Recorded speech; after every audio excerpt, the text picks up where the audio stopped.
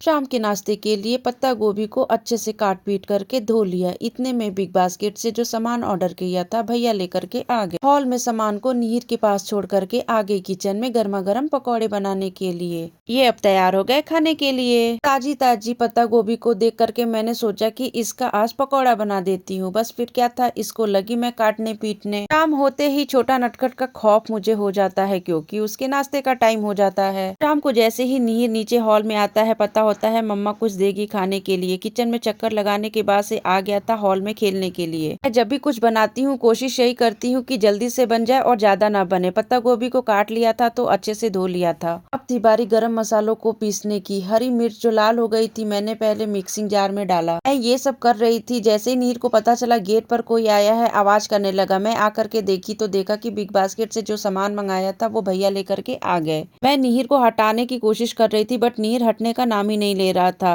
मैं वहां से खुद ही हट गई। बस सॉस की जो बॉटल्स आई थी वो ले ली क्योंकि नीर तोड़ देता तो पूरा फैल जाता। जब छोटा नटखट हटेगा तब सारा सामान रखा जाएगा। अब आ गई थी मैं किचन में। थोड़ी सी चने की दाल बच गई थी तो उसको मैंने भिगो दिया था। मैंने उसको गरम मसाले के साथ पीस लिया था। अब मैंने इसमें डाला चावल का आटा। नीर भी मेरे आगे पीछे घूम रहा था कि कब उसको नाश्ता मिल जाएगा। सब कुछ अच्छे से मिला करके आ गई थी गैस स्टोव के पास। गरम तेल में मैंने पकौड़ियाँ डालना शुरू की। आज जैसे ही मैंने बोला कि पत्ता गोभी की पकौड़ी बना देती हूँ, छोटा नटखट भी आ करके मेरे पीछे खड़ा हो गया था तो मुझे उसे गोद में उठा के दिखाना पड़ा कि देखो बन रहा है, अभी देती हूँ। तब जा करके वो गया हॉल में खेलने के लिए। मेरी मदर इन लॉ को पता ही नहीं था कि पत्ता गोभी की भी पकौड़ी बनती है। मैंने बोला ठीक है, आज मैं बना रही हूँ नीर और उसके पापा के लिए, आप भी खा करके देखना कैसा लगता है। ठंड के मौसम में गर्मा गर्म कुछ मिल जाए चाय के साथ तो मजा आ जाता है। मदर इन लॉ ने जैसे ही सुना कि पत्ता गोभी की भी पकौड़ी बनती है पहले तो वो बहुत शॉक्ड हो गई। मैंने कहा हाँ, आज बना के खिलाती हूँ आपको भी। गर्मा गर्म पकौड़ियाँ बन करके तैयार हो गई थी। इसको मैंने टिश्यू पेपर के ऊपर निकाल लिया ताकि कुछ तेल जो है ये सोख ले।